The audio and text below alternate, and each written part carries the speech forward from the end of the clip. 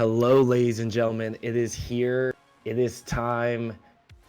It is me. We are here with some more Overwatch All-Star Trials action at Star Esports. It's I, Kenny Beanie Small, along with my good buddy, my partner. It's the one and only Moshi Man. How you doing, my friend?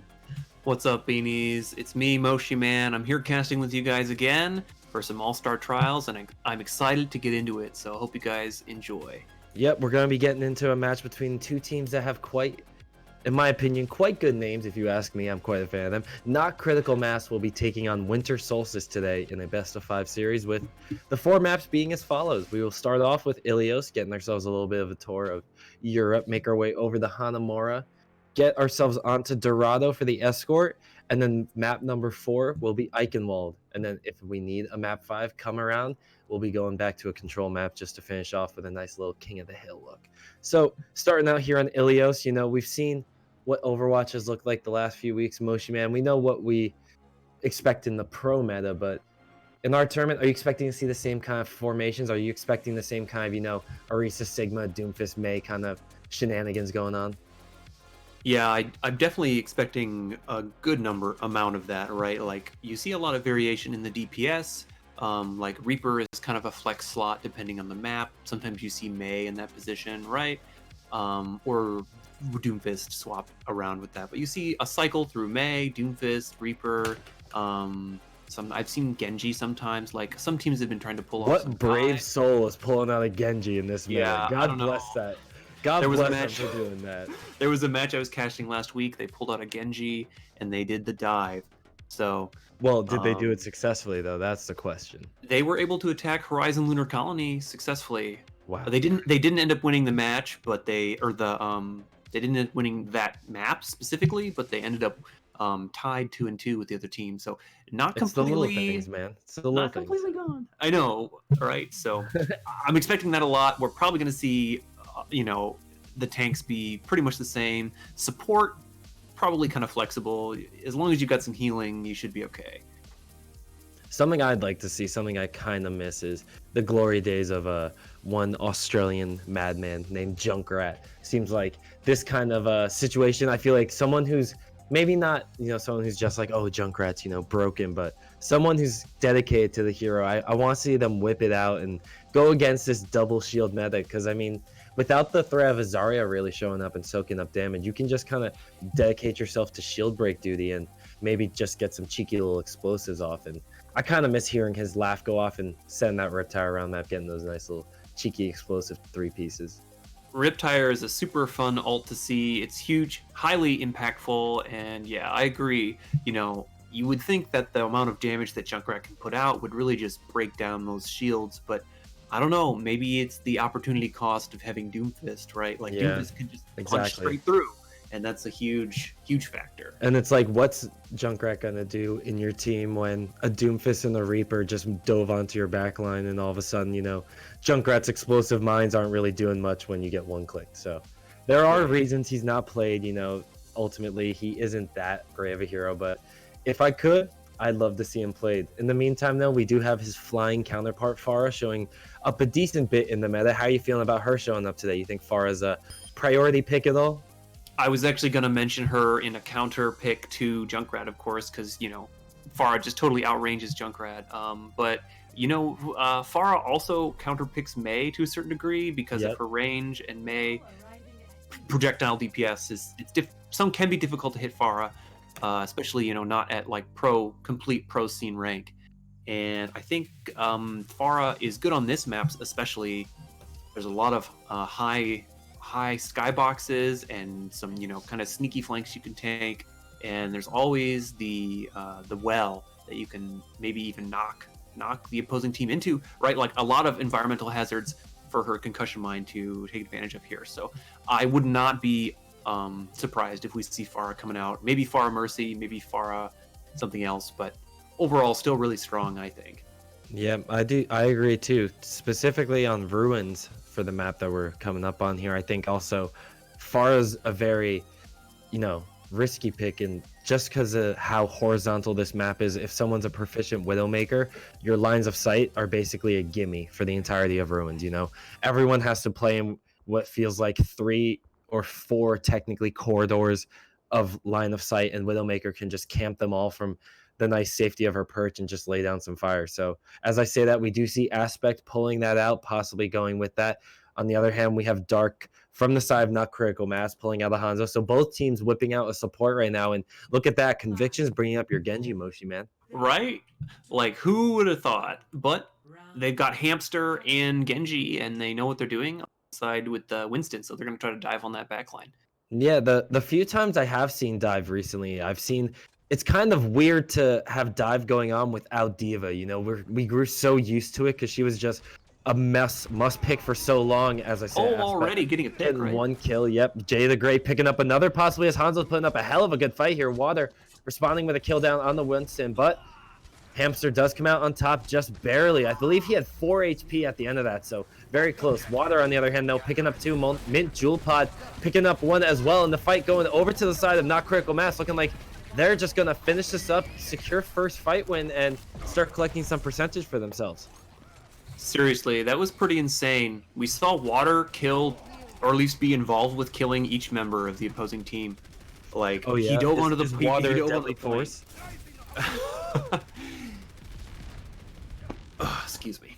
Yeah. Touche, my friend. But look at that. The Pharah does come out here. As you said, you wanted the Pharah with the Mercy, and they have that in tandem with the Widowmaker, so Widow can do a good job of covering the weak spots of Pharah. But unfortunately, Convictions gets himself into a bad spot here. Dark picking him off with a free shot right there to the dome. Water following up with the kill onto Mercy is going to secure another fight win here for Not Critical Mass, and while Aspect picks off Water on the back end, it's not going to do much except just delay another, aggressive push. Yeah, we see a lot of kills coming out on the red side here, but not a lot coming out from blue. It seems like their diving was a little uncoordinated in that specific push. So I think if they just have a little, improve their coordination there, they could be pretty effective. And speaking of that coordination, they look like they're just pressing the go button, going full throttle. They have Hammond in the backline as the Coalescence comes out, and Aspect is just raining down hell from above, picking 2 off. Love to Kill You, doing a Doomfist cosplay, charging in the dark, taking out 1. And with the rest of the team following up here, Winter Solstice, they finally find themselves a fight win, get themselves some percentage, but they did give up 71% of the point over the Not Critical Mass. Yeah, and then we also see that Critical Mass is going to have 2 ultimates coming back, specifically Bongo and Meteor Strike. So they may be hard pressed to contest that, but hopefully Convictions can use their barrage to oust Critical Mass on their way back. Yeah, initially it looked like a bad situation with Aspect going down, but Jay the Great evening that out with a kill onto Water, and now with an even fight, Dark actually comes out with the Widowmaker, dropping Convictions. Convictions will get res though, but that's still a 30-second cooldown that is no longer able to be used. Convictions getting very low, and then the Gravitic Flux comes out and it drops all the team down with a Meteor Slam coming in, taking out 1. Convictions actually gets dropped. I Will Coach You following up with a kill of his own, and Water just doing what he does best, eliminating the entirety of the enemy team right now, dropping them one after another, just chasing down every poor DPS player he can find. And Not Critical Mass just have to deal with this Hamster on the point. But Jay the Great is putting up a hell of a defense right now, 57%, and still going strong. They have the Widowmaker covering it from above. And finally, Not Critical Mass do get the point back into their side. Yeah, they've got it back now, but I think they're going to find a lot of resistance. Oh, I don't know if you saw, but the shield just barely went past the Pharah, not blocking her full barrage, so she got it all off before she died. Very unlucky there. Yeah, that's going to swing it in their favor now. If they can stay off of overtime, that's exactly what they want. They need to be able to hold the point here for, another 40%. And if they can just kind of hold up, maybe not run so much, high-risk heroes. But it looks like they're doing good so far. 2 ults coming from Not Critical Mass, 1 ult from the Snowy Friends. Oh, another. I'm sorry. Aspect just keeps getting these picks one after another. 80% now. What looked like a guaranteed win for Not Critical Mass has swung into the favor of Winter Solstice off the back of this Widowmaker. It's amazing how much difference a pick like that can make. We've got both sites up now. They're going to be using that to pick off everyone they can. Oh, look at that. The trigger finger on Silver Star was just a little too slow, not able to keep that Reinhardt up. And so because of that, there's going to be a great disadvantage now for the defense as Winter Solstice is doing everything they can to stay as hot as possible. But unfortunately, it looks like we're going to have Not Critical Mass lay a smackdown onto these boys and take the point over with 92% in their favor. A Shatter does come in, but that's not going to amount for much, actually. He's just going to waste the cooldown and go back to spawn. Convictions, the only one on the point, trying everything he can, but it's not going to do much. I think this is just going to be a round 1 win for Not Critical Mass. It's going to be close, guys. I don't think they have enough time in the time bank in the overtime, but they've got 2 coming back now. So we'll see if they can do anything. Just the healers on point. Yeah. So they have to try and just eliminate those 2. Picking up the Winston and the Tracer. It's just, you know, adding insult to injury at this point. Just Here it goes. Oh, look at that accretion. Just because it felt good. I appreciate the good tank ability. And just like that, Not Critical Mass come back from a very back and forth round 1 to take it and give themselves a nice little lead on Ilios. Yeah, they looked great there. I mean, they were all showing up. It didn't seem like, you know, they all died when you expected them to, right? I didn't see anyone out of position, you know, blatantly. I think Water just shined really bright there. I think he was popping off in the kill feed, making a lot of plays more often than, you know, anyone else on the team, I think. I would tend to agree. Seems like, you know, it's kind of like follow the leader on that. Water really good at getting picks, initiating into the fight, and that's what you want to see on your Doomfist, right? So let's see if they can show up the same way here. Do you think that that kind of impact is something he's having only because he's on Doomfist? Do you think that he would be able to snowball, you know, fights as well as he is on another hero per se if he was on that Reaper maybe, or now that he's on the Mei, he gets, you know, unfortunately Caster Curse gets him knocked off, but do you think he can have that same kind of effect here on the Mei? Is it going to be as aggressive, I guess the word would be? I mean, Mei is definitely a lot more passive, but you can use the wall really aggressively, right, to change the shape of the map. And that's something I think Mei can do. So we'll see exactly what Water has on his Freezing Water character. Exactly. That Cryo Free is going to be one of his many abilities using to get himself into, or out of harm's way, I should say. But before he can even get back to the fight, actually, his team wins that 5v6 for him. And it was all based around getting that positioning on the point early on. Once they got in there, Convictions really had a hard time finishing off kills, I believe. And it just, you know, it looked like they just didn't know how to play around it. And then the lead that they had, that being Winter Solstice, just kind of fell apart. Ooh, Tracer comes in with a nice stick there onto Lucio. 5v6 now in the favor of Winter Solstice. Yeah, lots of things happening right now. Both teams kind of just staring each other down, but Solstice doesn't have any ults here, so if this barrage can be pulled, can be used. But Aspect, going huge. Gosh, look at that. The DPS shining bright here on Winter Solstice. 2 kills apiece, looking to finish off that 1v1 Aspect. Coming ahead, taking that 3v2 over his counterpart, asserting dominance in the matchup. Yeah, very much so. I'm not 100% sure that Convictions needed to use Barrage there, but, you know, they're Masters players and Diamond it's for players. effect, you know? It's all about intimidation factor. Exactly, man. I believe you.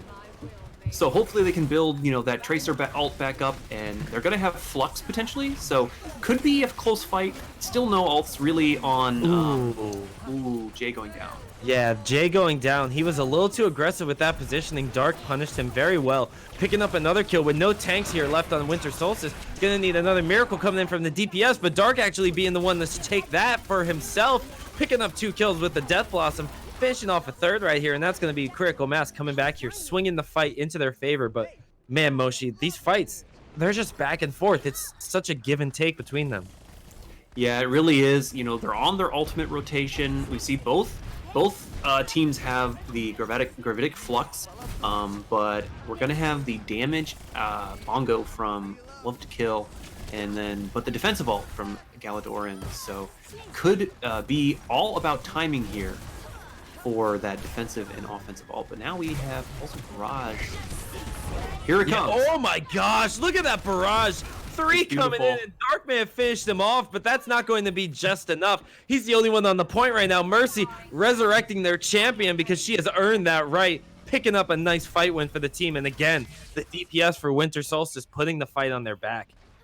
That was super clean, honestly. Like that's all you can ask for. That was so clean. They've still Like, got 80% on the I love to kill or not critical masses side. So they're gonna have, if they take this back, which they probably will, they've got 4 alts. They're gonna have time for another fight afterwards, which is really important. yet multiple cooldowns already blown out. The beat is used a little too early. Is this Gravitic Flux going to be detrimental to them? Nope. Unfortunately for Winter Solstice, will not pay off very much. Jay the Great and Convictions both fall to Dark, left clicking them like he knows how to on this Reaper. The shotguns are so lethal in that close quarter situation, and Min Jewel Pot is just lighting them up and taking them to school right now. Water finishing off one more kill, and that's going to be the point over the not critical mass. And Moshi, I don't think they can get to the point.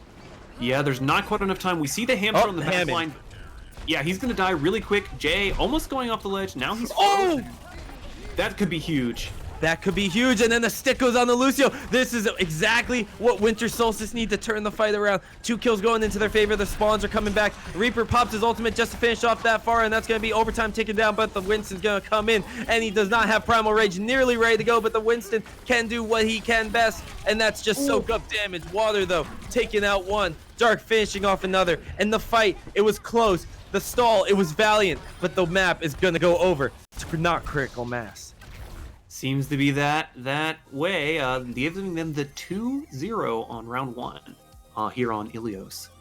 And it's one of those 2-0s that don't look, or that didn't feel like a 2-0 watching, you know? Yeah. Oh, like yeah. That map 1 ended 99 to 99. Map 2 ended at 100 to what? Like, I think it was 50 maybe? It was like, like 65, I think. 65? I'm not sure. So it was very close both ways. So if anything, we're just in store for a very back and forth matchup between these two teams as we're loading up here. Next, on to Hanamura. So the assault map coming up. How you feeling about that, Moshi? Well, Hanamura is always an interesting map, right? Like, I feel like a lot of teams... good for snipers. Yeah. We're going to have fun with that. Seems like Aspect is on Sniper pretty often. We've got Snipers on Not Critical Mass too. Honestly, this might make a difference for Water's playstyle as well. Doomfist is pretty good at assassinating Widowmakers, so you gotta be, you gotta be ready for that. I see a lot of teams hold point 1, right? That happens more than other maps. It feels like, and that just is a test to the defensive, choke of that point. Can be really hard to get through. We're going to have double shields, so the teams are going to have enough damage, or they're going to have to dive, right? So, like, what is the strategy that the offense is going to have here? That's going to make the biggest difference. I've seen people teleport right onto the point. Sim is not a nothing hero, so lots of options for the offense. The defense is going to have to, bunker down, have enough damage to, really assault the attackers when they try to push through. If there's someone out of place, they're going to have the proper movement and positioning. That's all, basic, like, generic Overwatch things, but watching it and seeing it play out is a totally different story. And something I think we're going to see, something I think we have a good chance of seeing is a Bastion bunker comp. I think defense is almost guaranteed point 1 to run a Bastion. I feel like it's so obnoxiously strong with the Sigma, with the Orisa, with the Baptiste, and the Mercy. You just have constant rotations of ultimate, of shields and the lamp, and you have the res. If you don't want the Mercy, you can go for anything else. You can go for an Ana to get that anti-playmaking and the nano boost. There's just so many options to just play around that hero, and it's so easy to nowadays with the double shield. Seriously, you have so much defensive-ness. You can just kind of group up and put your barriers in front of that Bastion and rely solely on him to deal all the damage to your opponents. He does so much damage at even just like a fairly long distance. So Bastion, not out of the question. In fact, like you said, I'm pretty sure we'll see it 100% guaranteed at some point in this match, whether it's, from Winter Solstice or Not Critical Mass on defense.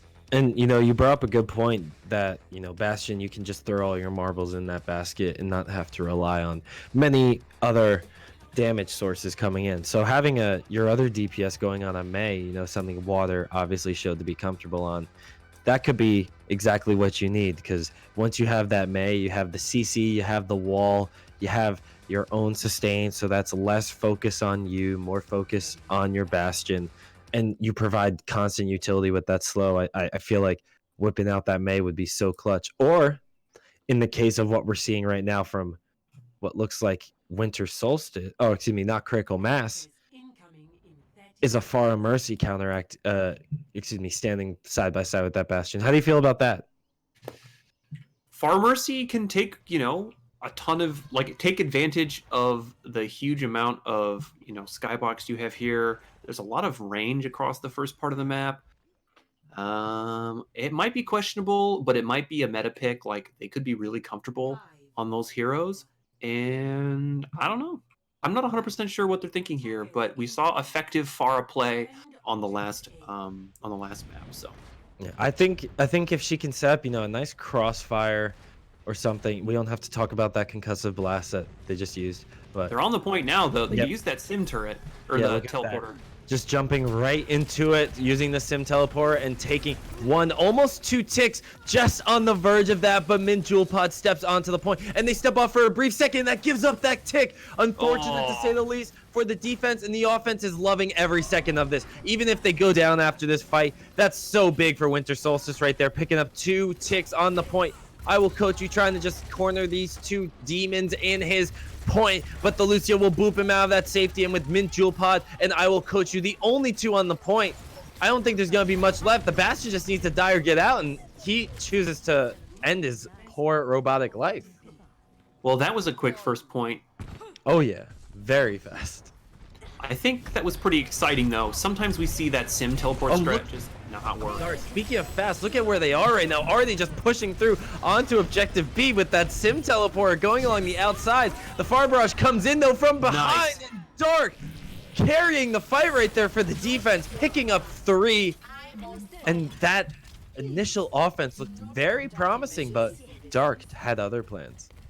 He seriously did. That was an amazing call by him. I don't think that they would have had too much business winning that last fight at all, based on the speed at which the offense walked in there. Like, that is scary, and he realized that he had to do that. So, and he also played around the Symmetra ultimate very well too.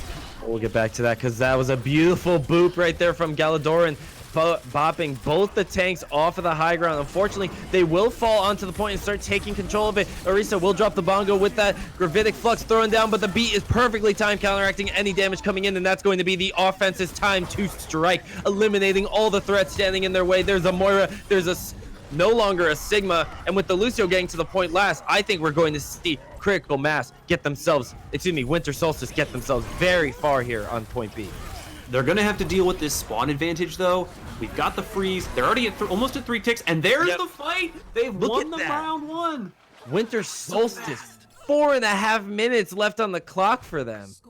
They only lost 1 fight the whole time. That's amazing. And I usually say that when you lose that first fight, it's hard to come back, because ult economy should start to swing back into the other team's favor. But they just kind of made me eat my words there, and they showed that you can still come back and fight number 2 on objective B and roll through them. And they did just that. 4.5 minutes left on the clock. That's a lot of time in the bank, even if not Critical Mass manages to get all the way through this map.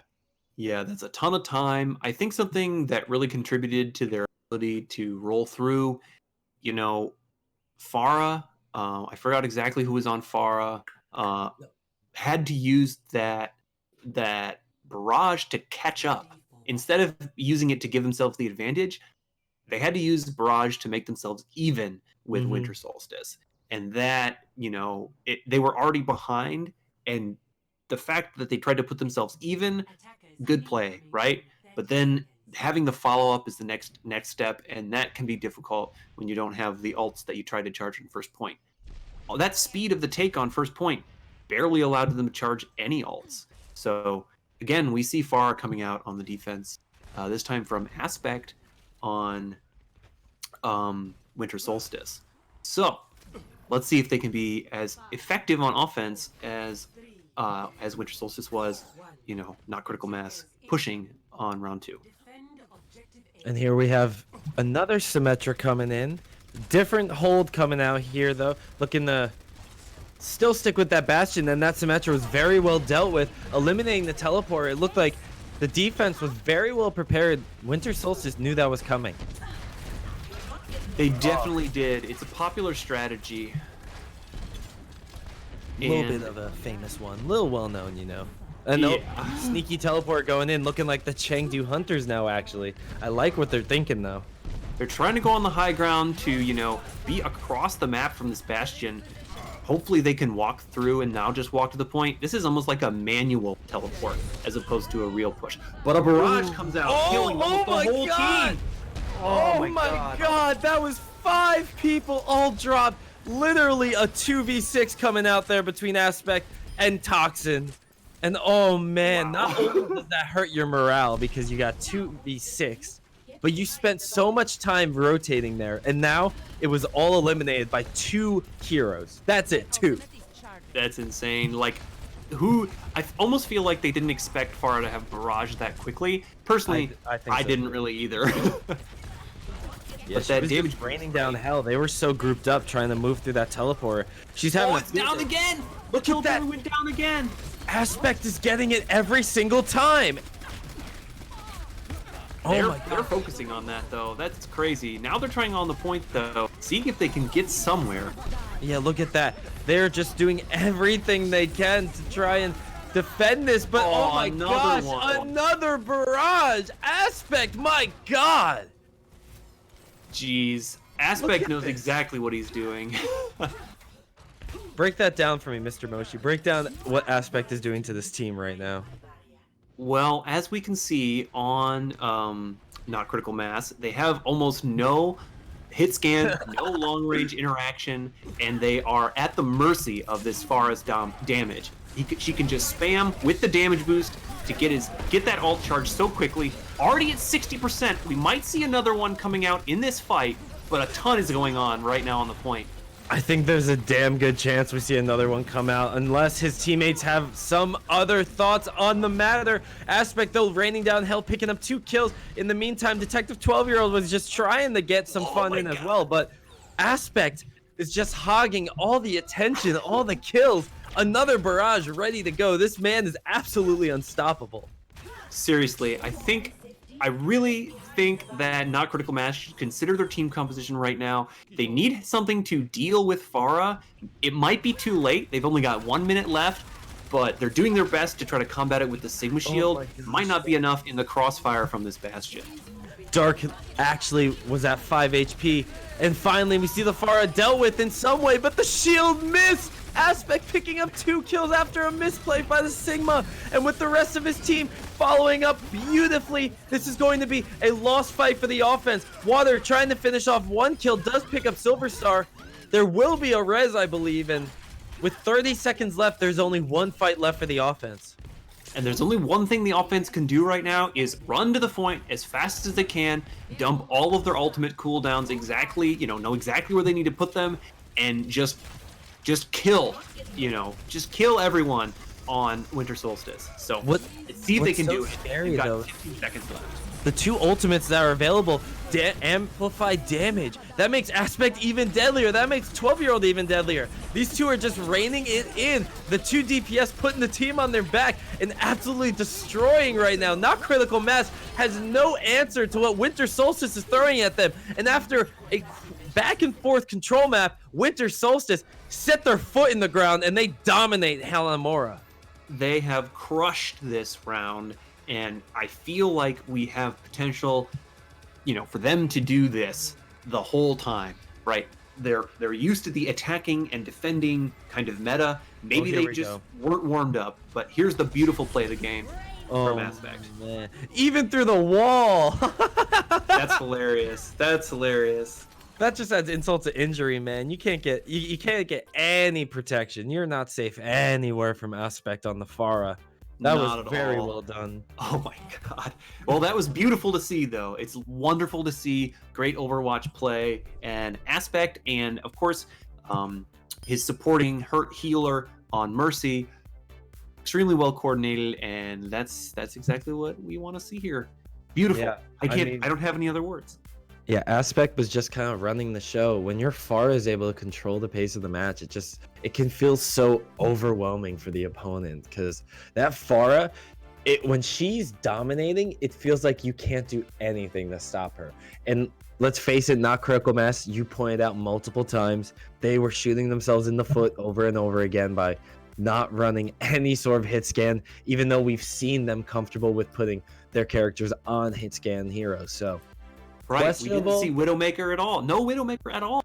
Widowmaker, Hanzo, McCree, Soldier, all the above. You mean any would have fit in that situation, but their logic was, I guess they were just trying to win the fight on the point on the ground, but it was impossible for them because they just didn't do it fast enough, and they let Aspect run the show.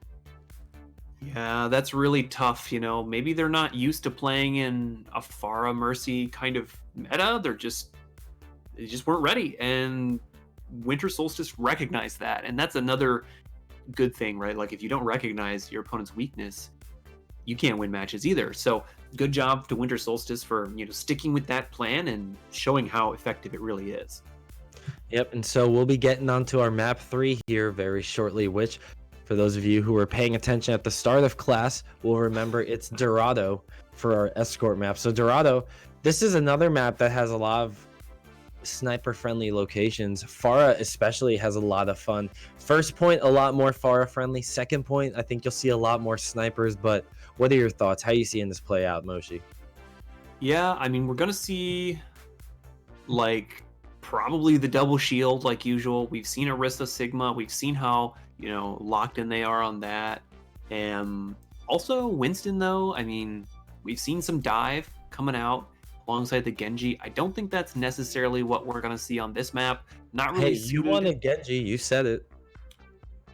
I may have cursed myself. And I may have cursed one of the teams for to play Genji, but that's the power you have to accept as a caster. You have the power as a caster. You're right. First point, I mean, is the only point I would see dive being like a legitimate strategy. All the other points pretty much going to probably be double shield. Casters are never right, but we're like the weathermen, right? We try to predict the weather, and it's always slightly different, comes a little earlier, and maybe it hails instead of rains. Still water coming from the sky. It's still Overwatch, but it's different. Exactly. Couldn't have said better myself, my friend. I have been subject to the repercussions of the casting cursed. Many times players have suffered because of my mouth complimenting them too quickly or saying that they have the potential to make a big play, and then said play falls apart. Hopefully, none of you have to deal with that in this game today. Fingers crossed, my friends. I think, hopefully. I think the most unique pick right now is potentially Roadhog. I mean, they're still in spawn, so they could switch. Yeah. But if we do see Roadhog, I imagine their strategy is they're going to try to pull Aspect on Bastion, like out of position, maybe, and just assassinate and roll through. So they lose that huge damage output. Maybe we'll see something. Nope, I was wrong. I was trying to strategize, but Midjewel Pod back onto the Sigma. Water on the Doomfist he loves so much. See if he can pull anything out. We're going to have a sky battle here between the two Pharah Mercy combos. Conviction strikes first, actually dropping. I will coach you on the Orisa. And then Silver Star joining the fun, actually finishing off Dark. Two members are down already. Water and Squad are going to have to hold up here as not critical mass have to wait for their respawns to come back in. Yeah, hopefully no one dies in the process. They're a little exposed down there in front of the building, but looks like they're going on the lower, like down below, and they're going to try to walk up the back stairs. They're going to lead with their 2 shield tanks, but looks like it looks like they've been recognized. Yeah. And look at that Aspect just sitting here, lying in wait. Midjewel Pod, that's a very wide angle to be taking. Dark finishing off 1, but Aspect finishing off 2. Make that 3 coming in if he can just get those left clicks down. But unfortunately, he will lose that turret mode. Water jumping out of harm's way just to be left in the dust right there by Aspect. Finishing off these kills. Aspect is having a field day right now. 91% to his ultimate. This man is getting very close to tank mode. Seriously, they are almost... they've got the tank mode ult. Now they're going to be ready to use that in the next fight. that whole time, no one was pushing the cart. So Yeah. really, that whole fight, I wouldn't say it was wasted, but the whole idea and theory, the whole theory. Oh, Aspect goes down. This could be the chance they need. Yeah, Toxin was there for the res, so okay.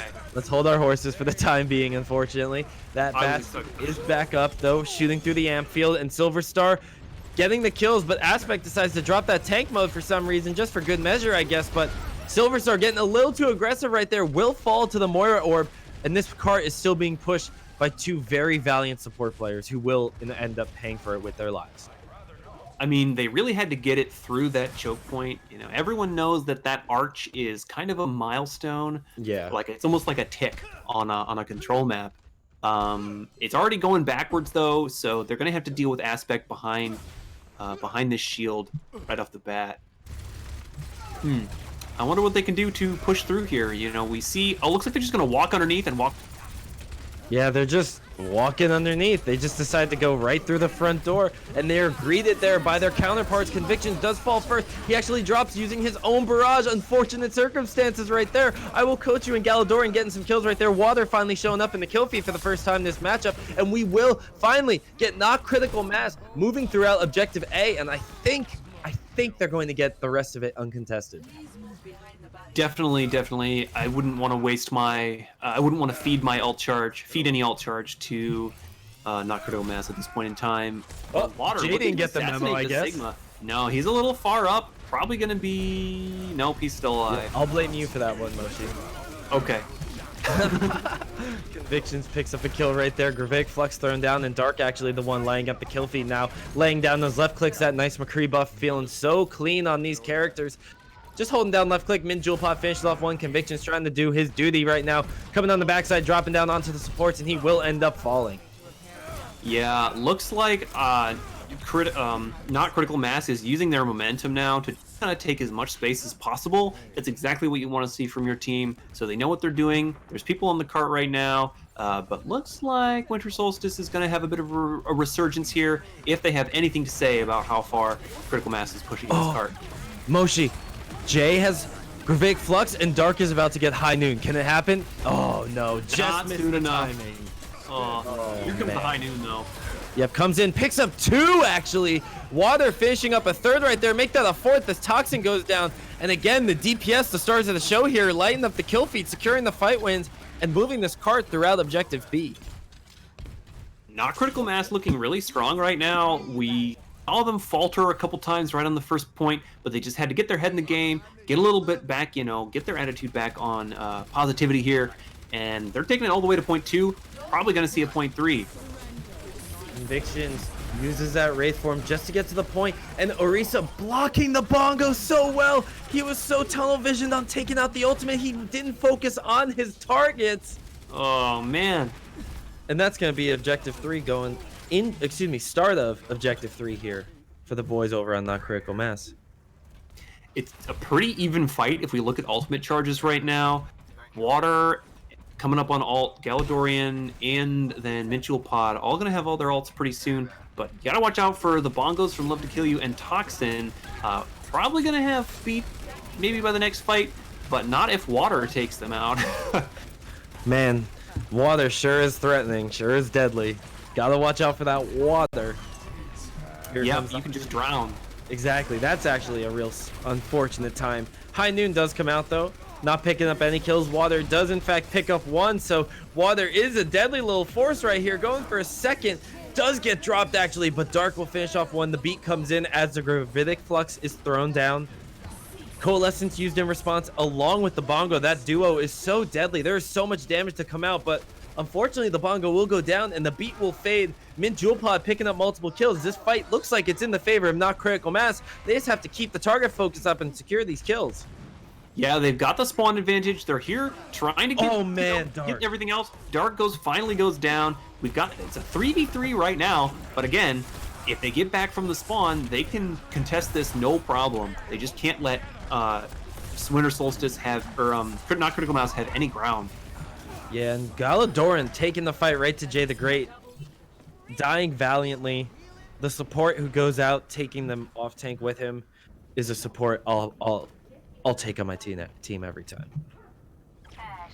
Well, this has gone much better for not critical mass than it initially looked. They're all the way here at the last point. They've got a minute and a half left. It's okay if they need to push it into overtime. Looks like they're gonna take on the high ground here and just gonna try to drop onto Winter Solstice. Ooh, the Gravitic Flux used with the Halt simultaneously. A nice little combo. Not going to get any kills yet, but the Reaper goes in. Convictions, I think, got a little too antsy. There were so many cooldowns still available, and Dark, I think, kept alive by that boop. Persevering, keeping himself going, picks up Silver Star, follows up with a kill. They do get the touch, and just barely, but I don't think it's going to matter at all. They're going to get Gravitic Flux. The point's open, and that's going to be not critical mass, finishing out Dorado. Really, they had 50 seconds left on the clock, and they started their push with 50 seconds on the clock. So, like, from point one. So the time they gained, all the way to the end there, they were rolling it through, knew exactly what they were doing, and once they got past that first point, diving onto that bastion just must be really difficult for them. So great job, right? This time, like, they pushed it all the way to the end, and they look pretty comfortable doing it, except for on the first point. So that is the key for Winter Solstice, is to overtake not critical mass more quickly on the first point, and have the same speed. We've seen the teams be fairly evenly matched in the past. It's 1-1 right now in the round, and hopefully we can see some MVP players pulling it out here on these teams. Yeah, I mean, we've highlighted the power of Aspect, the power of Convictions. Both of them have shown up earlier in the series. Aspect specifically, we were shouting his name not so long ago, so there is still that playmaking potential on this offensive side. There is still Winter Solstice from that incredibly convincing Hanamura we just saw. So Aspect on the Widowmaker, that is going to be a very big pick. There are so many different buildings to take, so many rooftops Widowmaker can show up on and just create these line of sights that are so hard to deal with. And if you're landing those headshots every time, or 80, 70, 60% of the time, hell, you're going to be doing a hell of a lot more work than anyone else on the field. Winston's going to have to be really careful. They're holding really close by, and Water! The whole team is kind of split. Water going down. Oh, Water goes down, but the rest of the team is trying to pick up the slack for him. Unfortunately, he will not have his death avenged, as the defense holding very close here, not going to win this fight out. And in that Water, man, Water got grenaded and then slept by Silver Star. So that's just a support taking out all the frustration they felt from the Doomfist players. Just sleeping mid slam, right? That's exactly what you want to see. Okay, yeah, I respect it. Seriously, man, that's some great play. We've got Winter Solstice moving in on the first point here, basically uncontested. It doesn't look like Critical Mass is going to just give it to them, though. They're doing one of the late behind the fountain holds, and now they're going to push in and see if they can stop this card in its tracks. Yeah, the purple is thrown down. Not too much going to come from it, though. With Mint Jewel Pod on this Roadhog, there is a lot of damage available, a lot of crowd control with that hook, and that's going to be a crucial tool. Look at that, the hook coming in, Convictions getting sent back to spawn with a nice right hand coming in from Mint Jewel Pod. Very nice play there. They're back on top. They've got themselves locked down. They've got one ult in the face of Convictions Barrage. We've seen how effective Barrage can be in the past, but look now, it's two ults, and I will coach you Bongo, Arissa's Bongo, coming up soon. Here comes the High Noon from Dark. Yep, the High Noon comes in, a nice grenade thrown down. Not too much gonna come from it so far. Aspect, though, picking up one kill onto Water, and that McCree getting some nice left clicks in, getting a little aggressive here on the front line, but will not get punished too hard. Ultimately, offense cannot move any further, and not Critical Mass standing their ground very well. Really, there's a bunch of ults coming out now from not Critical Mass, and I feel like we're gonna have to see some sort of bait come out from Winter Solstice, and like, I don't know. They have the ult advantage. They're going to have to do something. They are going to have to do something, and it might need a little bit of magic, maybe some sugar, spice, and everything nice. But Conviction's looking to start it out strong, picking up one. Unfortunately, Dark and Water actually responding very well, taking out 2 players on the other side. And Winter Solstice now with only tanks and support, looking to show us why Goats was so strong. Charging forward past the Orisa shield, screaming "ah" into a beat, and unfortunately, that's going to be their demise that they just run directly into. Really, they wanted to get that beat off, you know, as soon as they could. Ooh! That's going to bring their team back. Oh, there's some trades going on. I Will Coach You gets a little too aggressive, and that big head hitbox will get him dropped. So you have to be careful when your Orisa goes down like that. It takes so long for that hero to get back into the fight.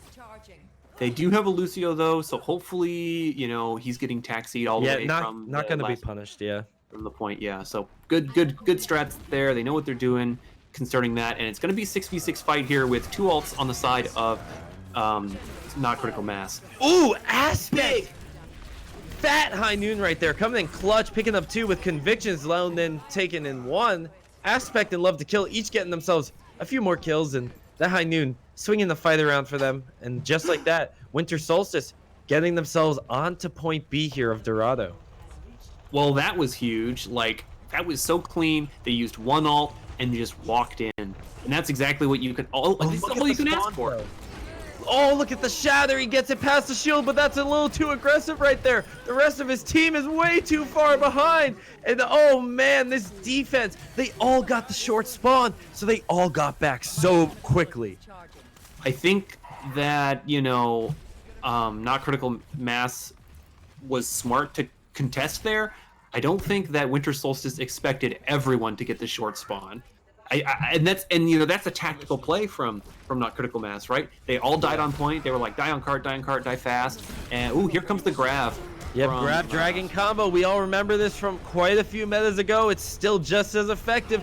Throwing it down, these ultimates laying waste to the defense with only 2 members left here in the backline. It's a Moira and Doomfist versus the world, and that just might be the perfect combo to deal the damage they need to. Unfortunately, none of the skill shots are landing, and Water will get dropped.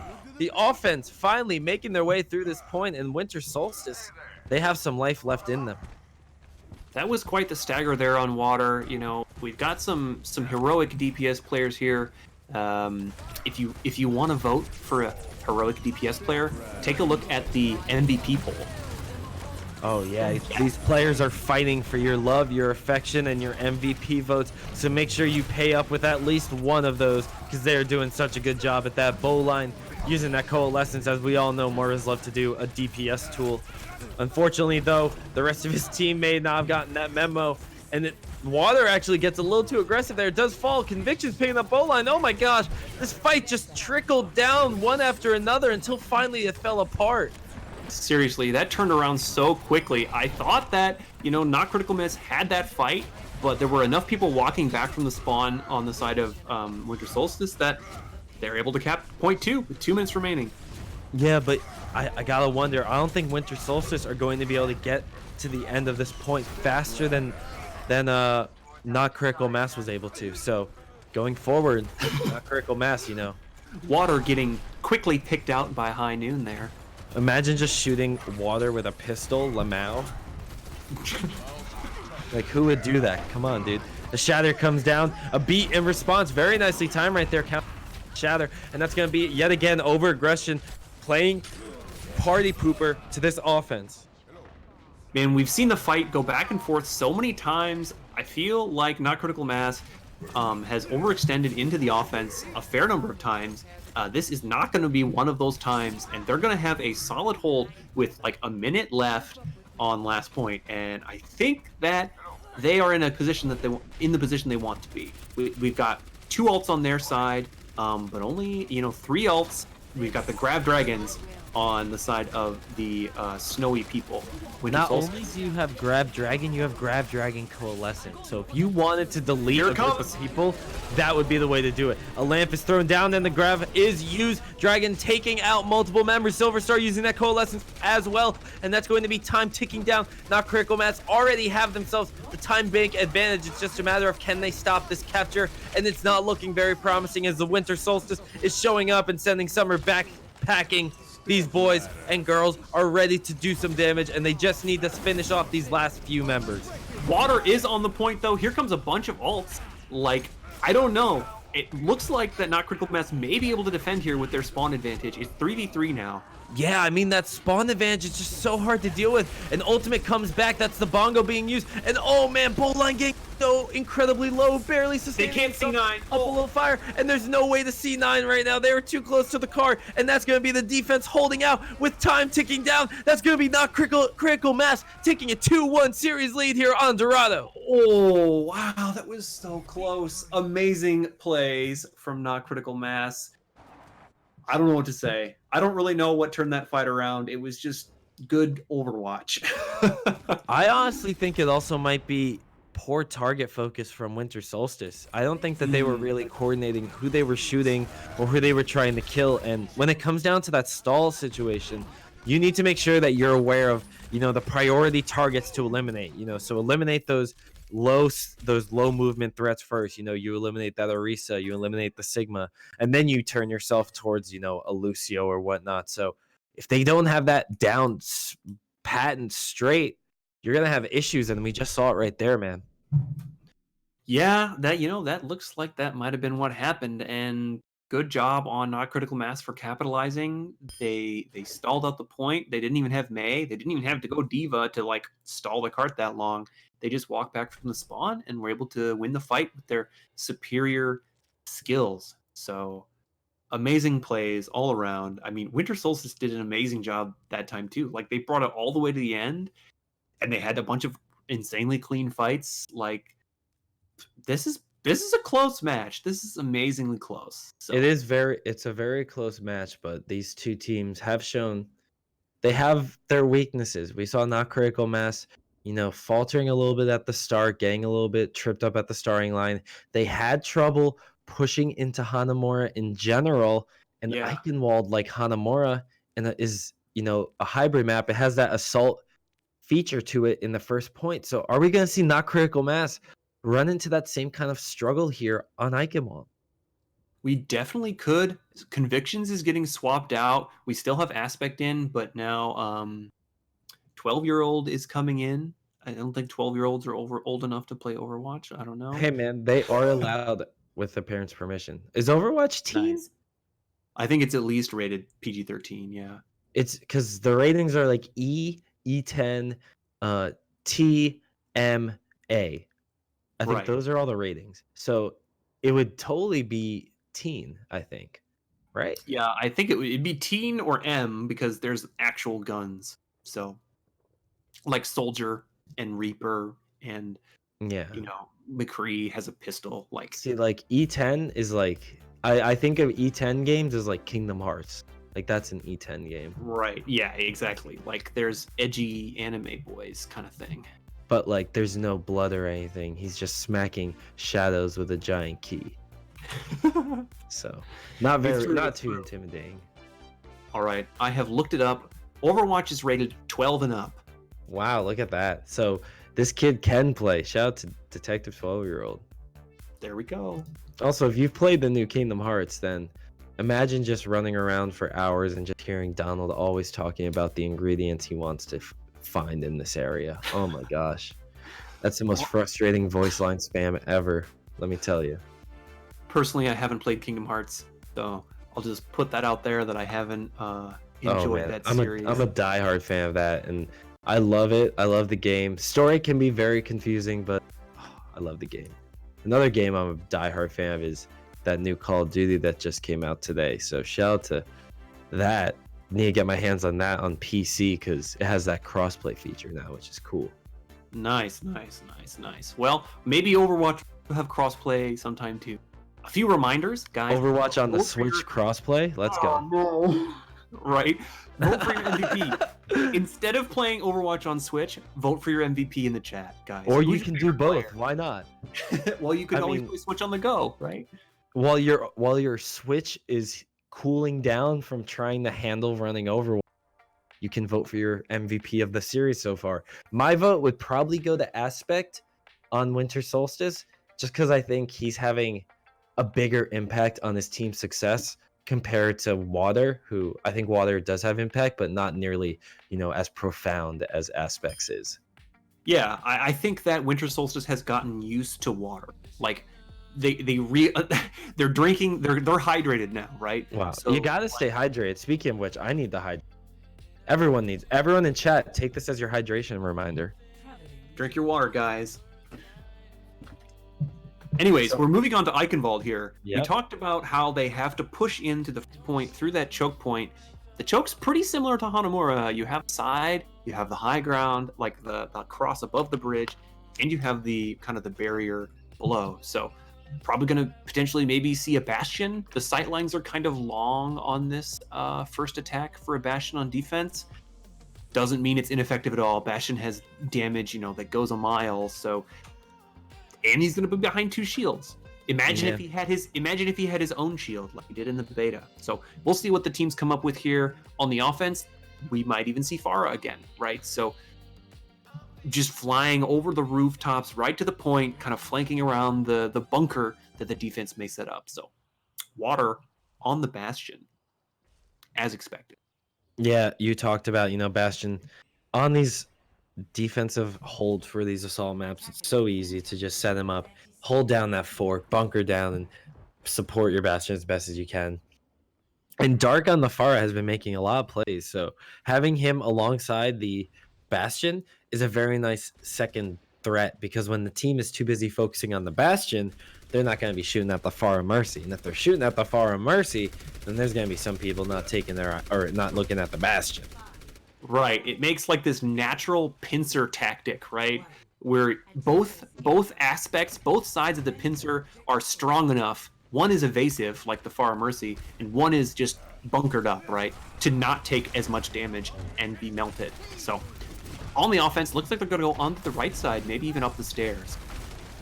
Yeah, Doomfist barely sneaking out. Not sure if they actually saw him go across. They must have seen the animation, but he's going for a solid Snake cosplay right now, just waiting for the right opportunity to shoot out of that box, and he does just that. Water, though, taking out one, and the lamp will be thrown down with the support coming in. Nobody's going to be touching this Bastion here today, and that's going to be a fight 1 for the defense, a fight 1 for the boys and girls over on Not Critical Mass. Yeah, they're definitely looking for that third win. They're trying to, lock up the series, right? And this could be their time to shine. They've already repelled them in one fight. They're gonna have to watch out for the ultimate charges, though. Silver Star on Moira gonna be able to pierce through those shields. And look at this, we have Aspect now switching back to the renowned Farah position. Maybe that they will be able to wedge themselves onto the point with his skill. And the Water still set up there, still looking real safe. That's a very aggressive Moira, just shifting right into harm's way. Does get sucked, does get dropped right there. Questionable usage of that cooldown, to say the least. And now with the rest of the team following up here from behind, that's going to be another fight win here for the defense. And I think Not Critical Mass solved the issue of not getting past first point by just making sure their opponent can't get past first point either. Exactly. If they're contesting for the first point of the map on offense when they switch to it, they're sitting, they're happy campers. Exactly. So to speak. They're just big braining it right now. Shout out to them. Massive IQs. Look, Okay. do you see the DPS pick?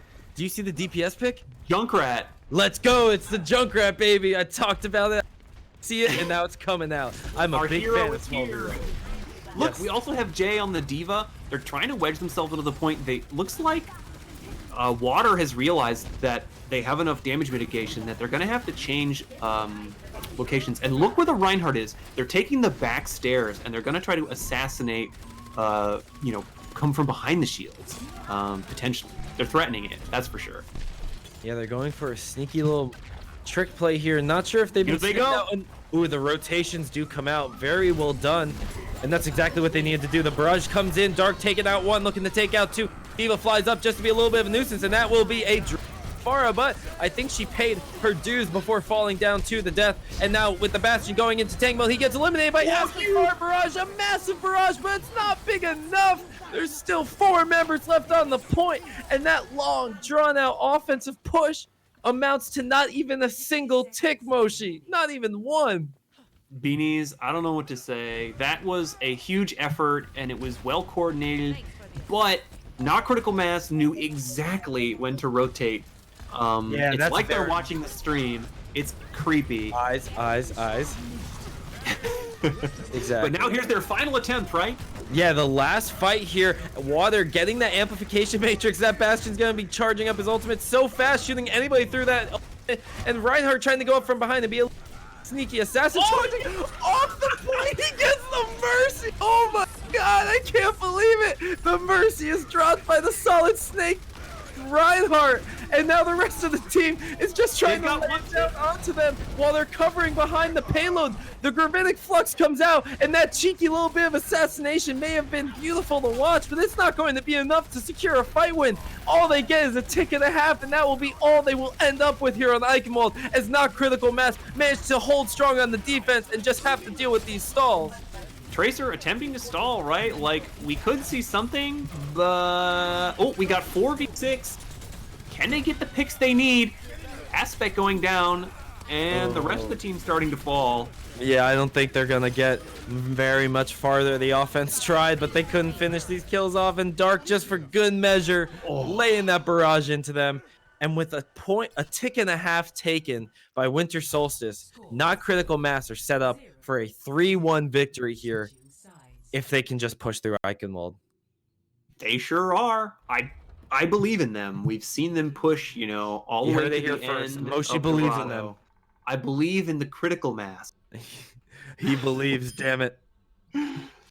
In the Not Critical Mass, we'll have to find out here as we watch, but you know, this is exactly where they want to be. They look extremely dominant, right? Even when they came all the way back from spawn, they were able to recover so easily, right? Like it's almost an equidistant walk from both teams' spawns, and it just the advantage that Winter Solstice had just wasn't quite enough, right? It was so close. They're probably on the tips of their toes. If they can defend here all the way, this is going to be quite the match. You know, I wouldn't put it off the table for them to full hold first point. So yeah, I mean, they're running the same composition we just saw the other defense run, so they are giving themselves the proper tools to do this. It's just, you know, you have to defend this, and you can only afford to give up 53% of the point. So that last push, that last little cheeky Reinhardt charge, it was useful, giving themselves a win condition. They have that win condition now. It's just a matter of protecting it, and it's such a very volatile win condition that it can just slip away at the snap of a finger. Seriously, if there's any real effective presence here from Not Critical Mass. Ooh, look at the exit right there. I like to see that. Not Critical Mass not leaving from the main at all, because they knew that the Far would just be taking some pot shots at them. So thinking on their toes, these boys obviously have their head in the game. Just a matter of finishing the job they started, and if they can do just that, or are Winter Solstice here for a long best of 5? Yeah, we'll have to see. You know, the tiebreaker could come out here. The team's looking very coordinated. They're taking those back stairs again, but Not Critical Mass. Ooh, look at Aspect's ultimate, almost at 80% charged. Just about 2-3 more shots. All he needs just to get that ultimate going. The Coalescence will come out, and we see this Aspect using the barrage, picking up 2 members right there. Will he get a third? He does. He doesn't even fall. That's such a fast barrage, and just like that, Aspect wipes the team, eliminates their push, and 3 mans are left on the clock here for Not Critical Mass. Well, that's when we saw the first fight happen from Winter Solstice too. Right at 3 minutes, they were resetting and regrouping back to the push, back to the defensive spawn, and then preparing to push. So the position that Not Critical Mass has taken is a lot more safe, like a lot less risky than the forward position that we saw before. So sorry, Winter Solstice is a lot. Water. Oh man, Water got sucked in by the Hulk combo, and then the rockets just rained down on him. That was just so unlucky. But the offense persists with their push. They realize they cannot let this opportunity go to waste. At least have to make something come of it. My God, they might be doing that until Aspect reminds them who he is. This man is a man on a mission. Oh my God. Well, that fight was looking extremely promising for And look, another not barrage. critical mass. I know, right? Like, what is this? What is this man doing? Who is he shooting? He's trying his best to put the team on his back right now. Jeez, Aspect doing everything he can to just make sure that they don't lose here on Eichenwald. And we say that the Bastion's the main source of damage in this comp, but Aspect making us look like idiots right now. I mean, the mobility just allows Aspect to get into not critical mass's most vulnerable places. Look at, he's going for a huge block in the back line, but he's taken out by Dark. That was a little too aggressive. He was a little too cocky, and they may lose the entire match. Multiple members are going to fall from the offense, though, and while he did get a little bit ahead of himself, the offense does not get any further on that push, and we only have a minute left. They might pull this out, Moshi. Seriously, they have done the same push each time, and it hasn't worked yet. I think they need to switch something up.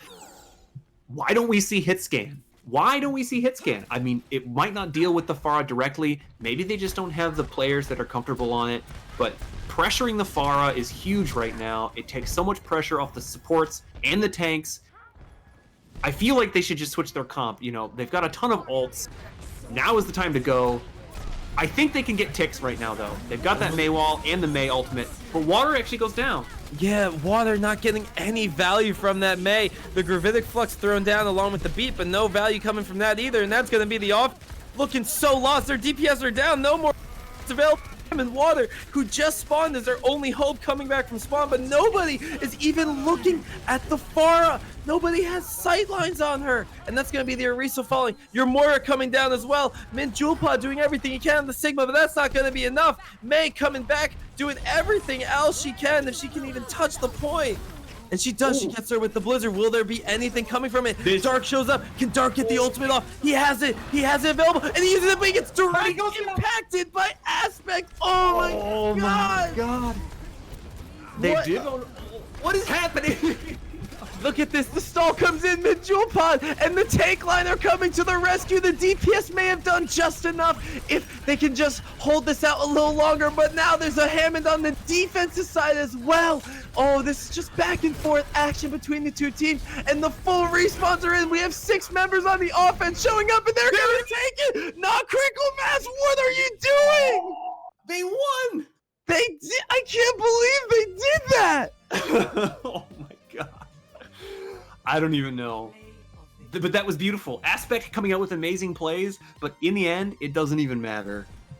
I was fully committed to them having lost that, and then out of nowhere, a Monkey, a Hammond, and I think just fly on the scene, and then a Doomfist, a Tracer, and a Lucio show up, and all of a sudden there's 6 people. That's just crazy. Oh man. I had to catch my breath after that one, but what a matchup we have between two. Winter Solstice going down to Not Critical Mass 3-1. Not Critical Mass picking up map victories on Ilios, Dorado, and Eichenwald.